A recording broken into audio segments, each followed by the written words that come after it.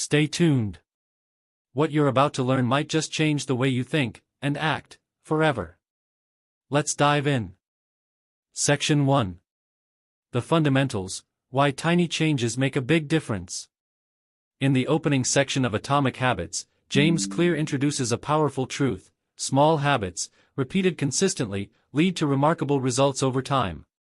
These habits may seem insignificant at first, like reading one page, doing 5 push-ups, or waking up 10 minutes earlier, but they compound, just like interest in a bank account. Key idea. Clear calls them atomic habits because they're both tiny and explosive. They're the building blocks of transformation. If you improve by just 1% every day, you'll become 37 times better in a year. But the same is true in reverse. If your bad habits go unchecked, they quietly pull you downward. Important example. To prove this, Clear tells the story of the British cycling team. For years, they were among the worst performers in the sport, until a new coach, Dave Brailsford, took over and focused on making hundreds of tiny improvements. He optimized everything, from bike seats to hand-washing routines to pillow choices. These small changes added up, and within 5 years, the team dominated the Olympics and won multiple Tour de France titles.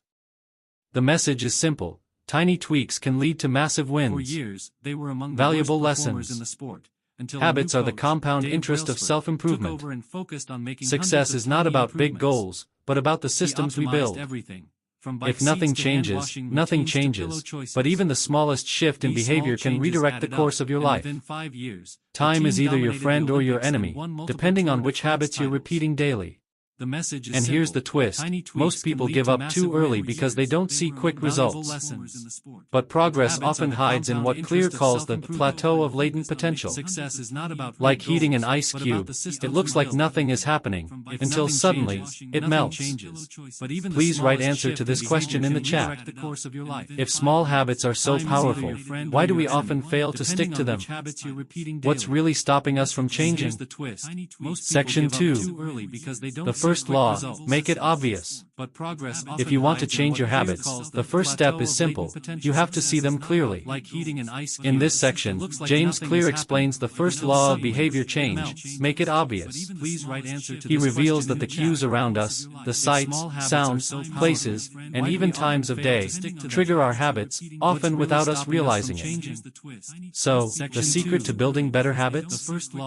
Bring them into the light. Key idea.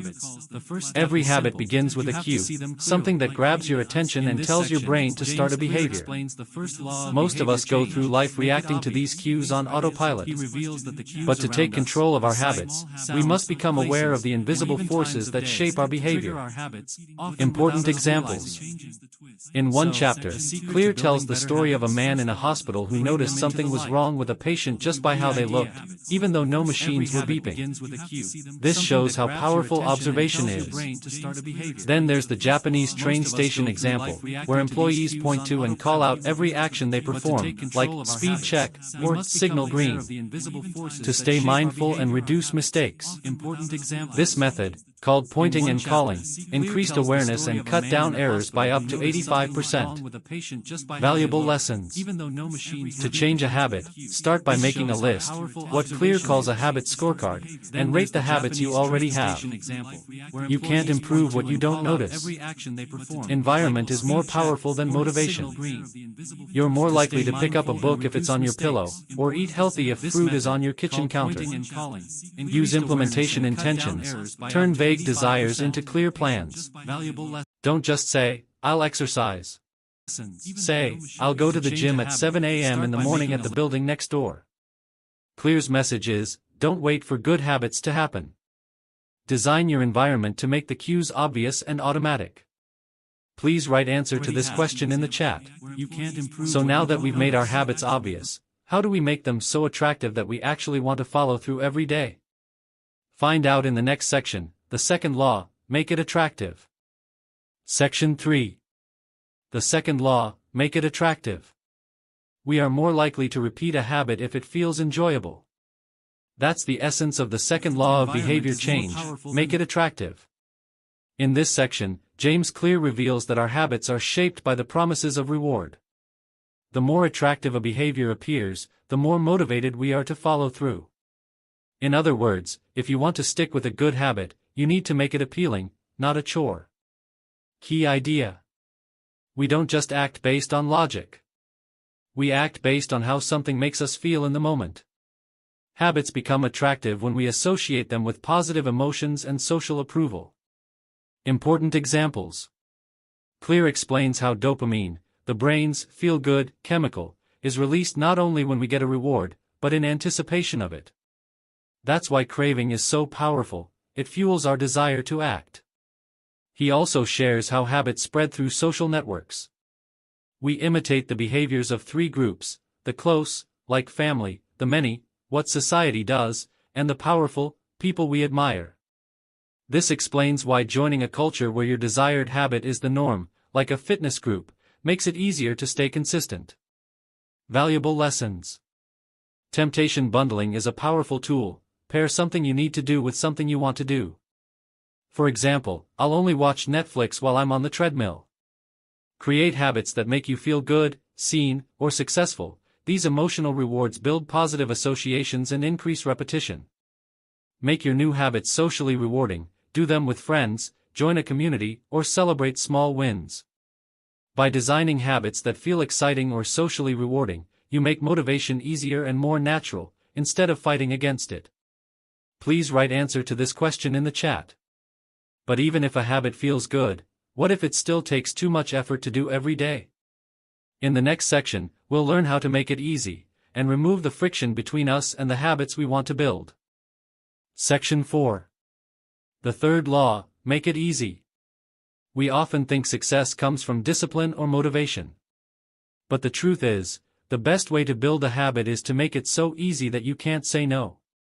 In this section, James Clear introduces the third law of behavior change: make it easy. The idea is simple: if something is effortless, you're more likely to do it consistently. Repetition, not perfection, is what builds lasting change. Key idea. Clear reminds us that habits are not formed by motivation, but by action. If you want to master a habit, start small, make it simple, and remove anything that gets in the way. Important examples.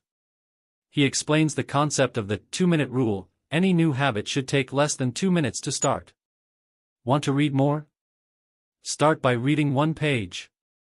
Want to exercise? Start by putting on your running shoes. The idea is to lower the entry point, so there's no excuse to delay. He also tells the story of people who designed their environment to reduce friction, like setting out gym clothes the night before or deleting distracting apps. The less effort it takes to start a good habit, the more automatic it becomes.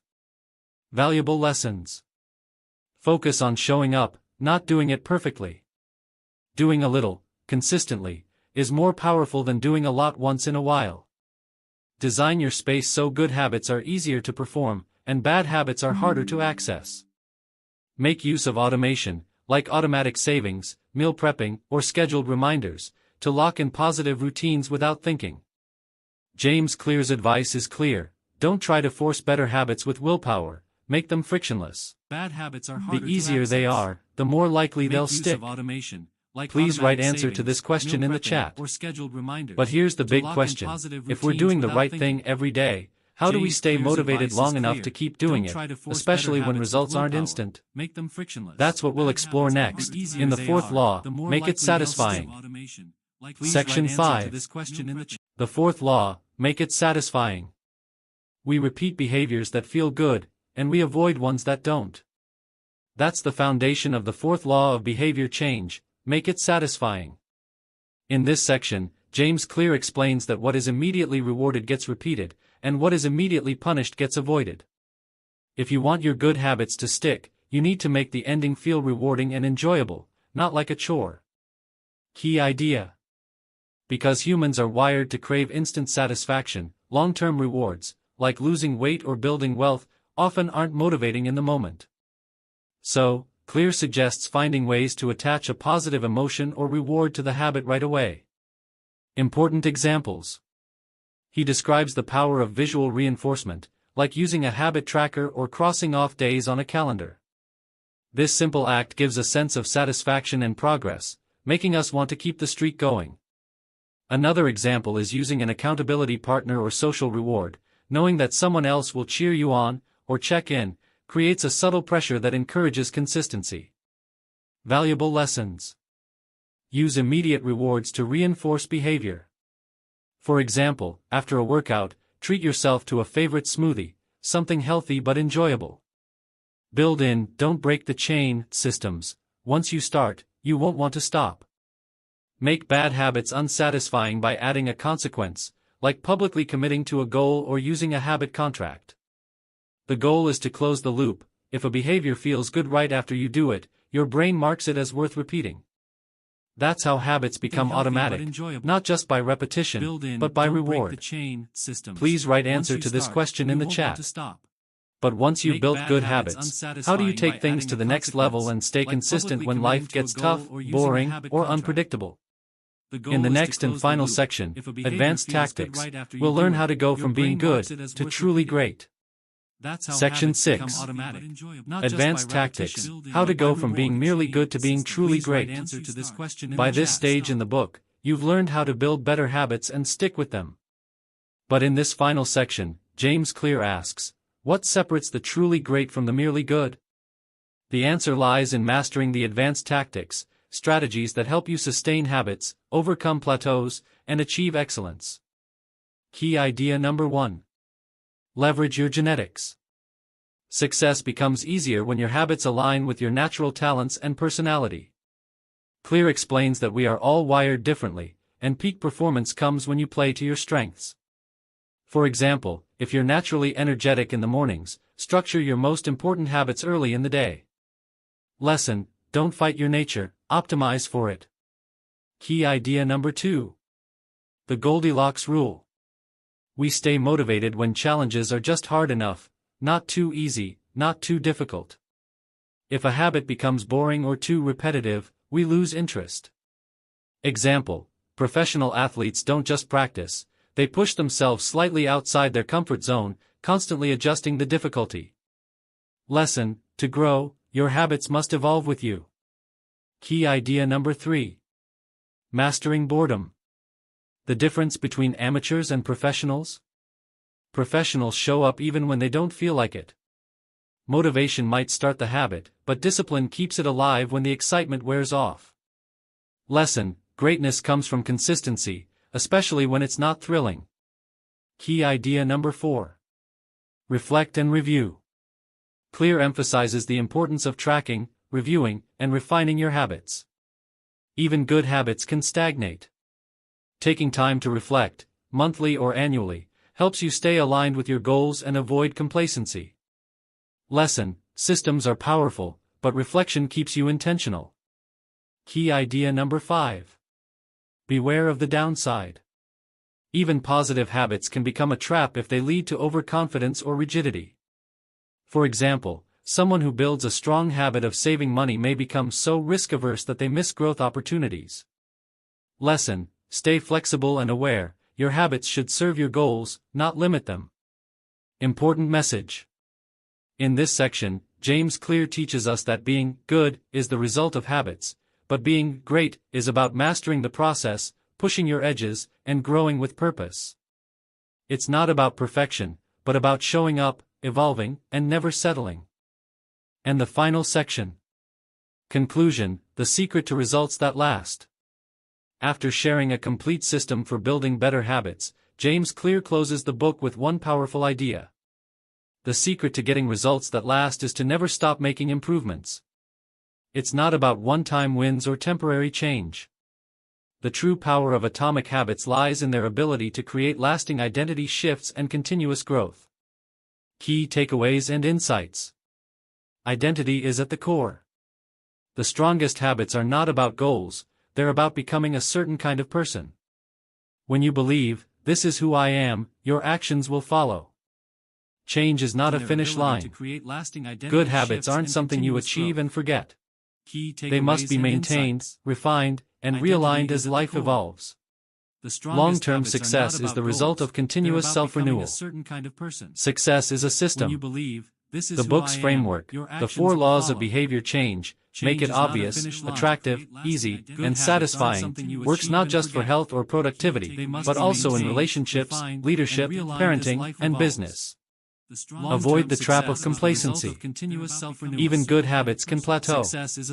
That's why reflection, experimentation, and intentional growth are essential to staying sharp and purpose-driven. Real-life applications. Want to become a writer?